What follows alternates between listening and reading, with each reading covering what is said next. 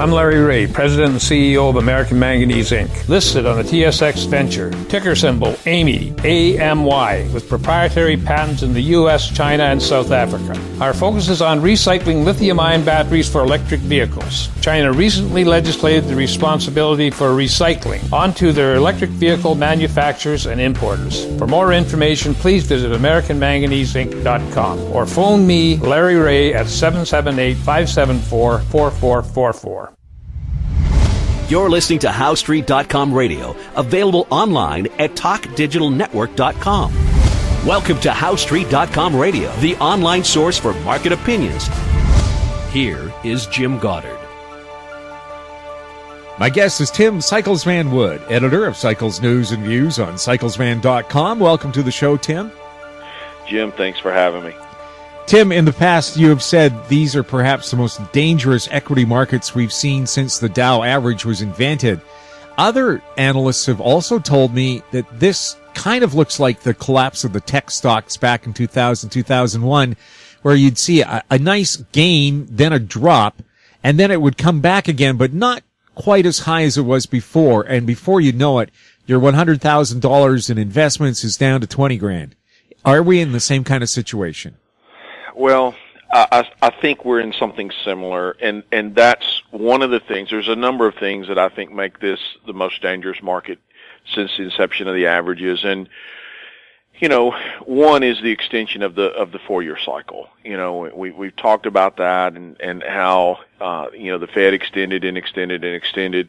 And it truly is. I mean, we have the DNA markers. There's no question. I know that there's, you know, people with their own opinion, but, you know, most people that with opinion, I don't mean this to sound the wrong way, but it's probably not worth the breath it takes to hear their opinion. But, you know, the analysis that I do is based on statistical fact is what I'm trying to say is. And I know that it at some point it begins to sound like a broken record, but it is what it is. You know, I mean, it is a statistical fact that, you know, these DNA markers have appeared at every 4-year cycle since 1896. It is just a statistical fact that we had an extended 4-year cycle low, a 4-year cycle low in 2009, and it is a statistical fact that we did not see those DNA markers in 2011, and that the low in 2011 was not a 4-year cycle low, and that this cycle has extended and that we did not see things set up until 2000. It started trying in 2014. It never materialized. And finally in 2015, it did. And it's just an obvious fact that, you know, we had all the intervention, and that's not an excuse. It's just, it is what it is.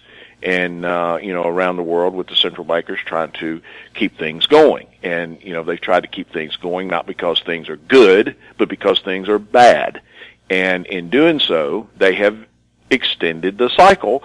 And it's, like I said, it's been set up since 2015. Now, since then, we've seen the structure shift. And again, it's undeniable. It is what it is. And when I say we've seen the structure shift, we have, in simplistic terms, you know, it's like going up steps, like an escalator that goes up or an escalator that, you know, goes down. And, you know, you stair step up when the higher degree trend is up, you have higher highs and higher lows of the cycle of the same degree, be it a short-term cycle, an intermediate-term cycle, or a longer-term cycle. Well, since the May top of last year, we had the intermediate degree has turned down in conjunction with the higher degree top. And within the concept or context of those intermediate degree lows, for example, there was an intermediate degree low in August, the short-term cycles turned up. They were counter-trend movements. They carried us up as that counter-trend intermediate-term cycle turned up, but it did not go above the previous cycle of the same degree of, you know, the last intermediate-term cycle top. So at that degree, the trend has, in fact, shifted. Fact. And then we turned down out of the high in November, and most averages moved below their August lows, and some decisively so, and they made a lower low. I mean, that is a fact. And that fact is that, I mean, it shows us in black and white on a chart that the structure of the market has again turned at the intermediate degree. And then since then, we've had the low out of the February low that's, and here we are in early April. And, but so far, we haven't gone above the previous high, and that is, again, a fact. And because we have this series now of lower intermediate degree lows, lower intermediate degree highs, it's fairly obvious when you stand back and look at it for what it is that the trend has shifted. Now, can it change? Of course it can change, and maybe it does. But as of this interview, it hasn't. And so as of today, it is what it is. And, you still have to view this as a counter trend advance, and, that we should go lower. I mean, in my last letter, I went back and I talked about some of this stuff, but, I went back and even looked at, the original writings by our Dow Theory founding fathers, and, they said the same thing. These are, in that once you have a bearish primary trend change, which occurred last year, they said that it stays in force. I mean, you have to consider it to be in force until it is reversed. I mean, it is what it is until it isn't, and it is still in force. And they also said that movement between a previous secondary high and low point is of limited, if any, and I'm paraphrasing this, has limited, if any, forecasting ability, and it's more often than not confusing, which is exactly where we are. In other words, what I'm saying is we're still beneath the previous intermediate term high. We're still above the previous intermediate term low. It's lasted a while, which is confusing and convincing and frustrating. It's convincing to the bulls, it's frustrating to the bears, and it's just grinding everyone, But then when you stand back and look at it, we have the structural shift that has happened. I mean, it's undeniable. It's there. Pull up a chart, so people that don't want to see it, and or that deny it. It's there. And so you have this slow grind with a negative structure within the context of the most extended 4-year cycle in stock market history. So you betcha it's confusing and frustrating. And I understand that. I get it. And but it is what it is, and we have the longer term statistical expectations that with the unwinding of this cycle, once this thing gets going, I don't think it's going to just grind back and forth here forever. I think at some point either it's going to do what it's supposed to do, and we're going to see the statistics fulfilled to the downside. It's going to accelerate, and then it's going to be breathtaking, or it's going to, at some point, this structure is going to shift to a more positive structure, and then it's going to grind up and it's going to extend further. I don't think that is the more likely scenario. I think we're far more likely to see it, eventually fail here, and then when it does, it's going to, more likely than not get going. Why do central banks think that they can fight these natural cycles? As you said, they extended it, but they haven't stopped it. They haven't stopped it, and what I think, I don't know, because I don't know what someone else is thinking, but what I think they're thinking is that by trying to extend it, they can rekindle, if you will, the underlying, as they say, the animal spirits. They can rekindle the economy. And I don't think it works that way. I mean, it's never worked that way. Looking at history, it's never worked that way. These cycles have to express themselves. And so rather than cover it up or eliminate it completely, all they've done is extend and make matters worse. And you say, well, how do you mean they made matters worse? Well, it's real simple. If you just look back at 2005, 6, and 7. I mean, this secular top peaked in 2000. It did. I mean, just look all one has to do is look at the data, the volume characteristics. We've talked about this so many times, but the volume characteristics, the velocity of money, the job participation rate, the secular bull market with, itself, looking at the volume characteristics peaked, and then these other things to me are reflective, obviously, of the underlying economy. So it's twofold. It peaked in 2000. And of course, as we come out of the 4-year cycle low that was made in 2002, they tried to keep it going, rekindle, keep it going, rekindle, and they created, as we probably most of us have forgotten, obviously, but they created the housing bubble and the commodity bubble and the stock market bubbled in, and in the end it resulted in a banking crisis and the worst financial crisis period since the Depression. Well, then we come out of that low. What do? More of the same. How smart is that? And we didn't get the flush out into that low. There's that, and that's, I guess, a horse of a different color, but we didn't see the valuations and so forth. There were no hallmark signs of a secular bear market bottom at that 2009 low. Now, it was a 4-year cycle bottom, and I'm not minimizing the decline. I'm just saying that the flushing was not allowed to take place. It did not have time to fulfill itself.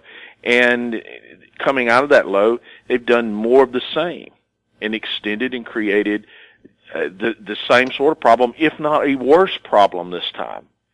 And so, people can think what they want. I don't, I say I don't care. I mean, I do care. I want people to get it, but, if they're just, I don't know what to say. I mean, I've said it. It's the most extended setup ever, in the context of the most, I hate to use the word manipulated, but that's really what it is with the intervention. And then you have this subtle setup that very few get or understand, and it's like tossing a lit stick of dynamite around a crowd of people in a circle. I mean, it's going to happen. We'll have more with Tim Wood right after the break. I'm Larry Ray, President and CEO of American Manganese, Inc., listed on the TSX Venture, ticker symbol AMY, A-M-Y, with proprietary patents in the U.S., China, and South Africa. Our focus is on recycling lithium-ion batteries for electric vehicles. China recently legislated the responsibility for recycling onto their electric vehicle manufacturers and importers. For more information, please visit AmericanManganeseInc.com or phone me, Larry Ray, at 778-574-4444. Unbelievable harmony, spectacular performance, the ultimate tribute to the Everly Brothers and Simon & Garfunkel. Bird Dog and the Vintage Electric Band coming to Mission, White Rock, West Vancouver. Buy online and save at ontourtickets.com. Welcome back. We're speaking with Tim Cyclesman Wood.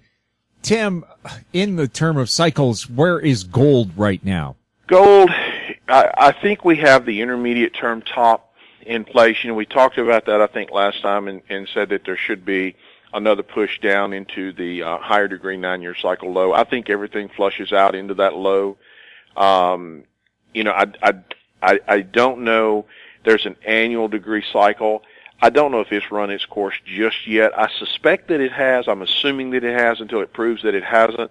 But long story short, intermediate term top, I think we ultimately go down into the 9-year cycle low later this year, along with everything else. And then I think there's going to be a very, very good opportunity for gold at that point, and probably commodities and equities as well. Let me say something else on this about the setup and the DNA markers and when the structure changes and that sort of thing, because people they may think that doesn't mean anything because here we are near the highs and it's almost a year later, and so what? It doesn't mean anything, but it does. And you get, here's the point, you get a setup with a Dow theory primary trend change or all the other DNA markers, or like I said, the cyclical shift from the higher highs to higher lows of a certain degree. And that's the trick, looking at the same degree cycle. and realizing that shift has occurred. But anyway, you get all these things in place, and the thing is that you don't have, and this is not an excuse, it's just a fact. I mean, what I'm saying is when you get a setup to cap this thing, you don't know if it's going to be a 1929 setup where it came apart fairly quickly. I mean, you can't control that. I mean, I don't know, flip a coin. All I know is that you got the setup, and you saw the markers, you saw all the things that occurred with that 4-year cycle top, and then you got the decline that the initial leg down, and then the rally, the 5-month rally or whatever it was into April of 1930, and then it really came apart, and then you had all of those intermediate degree declines. So that one came apart pretty quickly. In 87, there was indeed the markers did appear, setup occurred. 87, look how fast that one happened. I mean, very fast it came apart. And then you look at the period between 1966, the extended secular bull market that ran from 42 to 66. Look at that one. I mean, in 66, we had the high, I think it was in January, February, something like that. I'm not looking at the chart, and then, or I'm looking at a long-term chart, and I can't see exactly when the top occurred. And then it started coming apart pretty quickly. I mean, you made a 4-year cycle low about 8 months later. But then, I should say, you had a 2.5-year rally. And then it was more of a grinding market, if you will.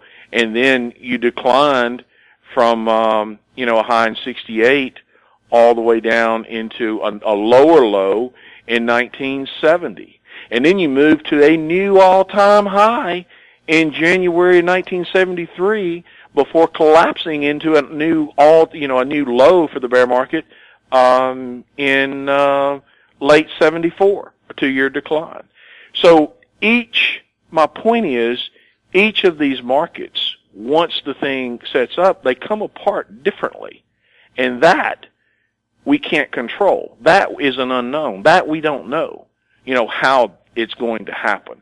2000, the top in 2000, it set up beautifully January 2000 on the industrials, March on the S&P, and then it was a slow grind for all through, really 2000. There was a little bit of action into, early 2001. Then it looked like it recovered. And I do remember people talking about that and moved almost to a new high and then collapsed into the 2001 low, but that wasn't it. It wasn't done. And then we finally got the move into the 2002 low. So that one was somewhat slow. Versus, look at 2007. It was much faster. So each one of these are, they're different. They have their own characteristics. And this one is a slow grind, which I understand is frustrating on both sides. Tim, this is very much like an airplane that has run out of fuel. The pilot can dive, pick up speed, and climb again, but you can never get as high as you were when you had fuel. And so sooner or later, you do end up crashing. Right. And even though you can, like you said, pick up speed and gain altitude again, it doesn't change the fact that you're out of fuel. And in the analogy here, it doesn't change the setup. It doesn't change the fact. I mean, you can't hold some smart aleck you can't hold a gun to my head and make me say that it's something that it's not, because I'm looking at the chart in black and white. The structure, damn it, it is what it is until it isn't. And so I'm seeing it. I'm looking at it. And so the fact that maybe it's not doing what someone wants it to do or expects it to do as fast as, I can't help what you may want. All I can tell you is it is what it is with 100% certainty. I'm looking at it. And it's global. If you look at, it's not just in one or two markets. It's like I said, I had a list of charts. They're not on my desk at the moment, but it is global. I mean, we have the same thing going on with here. Let me just read off a list of the structural changes that have occurred in some of the global markets and sectors. We have this structural issues with not only the industrials and the transports, but the S&P, the NYSE. Bear with me while I try to flip the pages here.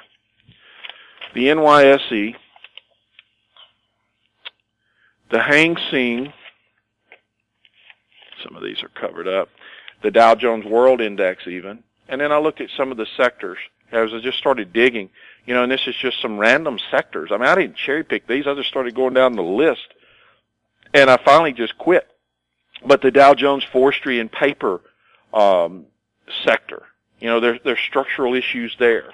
General Motors and Ford, there's some structural issues there. The Home Construction Index, it has the same structural issues. You look at the Heavy Construction Index, it's got issues. Let's see, the U.S. financials, banking, automotive, and that's automotive parts and manufacturers, by the way. The value line indexes, the Philadelphia Housing Index, the Dow Jones Healthcare Index, the CAC, the FTSE, the Shanghai, the All Ordnance, the, what is this one? I can't see. The banking index. I may have said that. Let me go through this list of all these that I looked at that I know for sure. The Nikkei. I mean, the DAX. Name me one with all of these markets with this negative structure and all of these sectors setting with this same negative structure. This is why people, the central banks are trying to save the world. Hello. If we didn't have this negative structure, if there wasn't an issue, they wouldn't be doing what they're doing. And if I was in their seat, I'm not being critical, I'd probably be doing the same thing if I were them. I mean they're trying to rekindle and keep things going. I get it. I'm not bashing them for what they're doing. I understand why they're doing what they're doing. Like I said, if you were at the helm, you'd probably do the same thing. So I get it, but the point is that these structural issues, we're not talking about one little single index in the U.S. We're talking about globally, and here we sit, and nobody gets it and sees it. That's what makes it so dangerous. Tim, thank you so much for chatting with us. Thank you. My guest has been Tim Cyclesman Wood, editor of Cycles News and Views on cyclesman.com. You're listening to HowStreet.com Radio. Our YouTube channel is Talk Digital Network. Comments or questions for the show can be sent to info@HowStreet.com. I'm Jim Goddard. Thanks for listening. Comments made on HowStreet.com Radio are an expression of opinion only and should not be construed in any matter whatsoever as recommendations to buy or sell any financial instrument at any time. Available online at TalkDigitalNetwork.com. HowStreet.com Radio is a production of HowStreet Media Incorporated.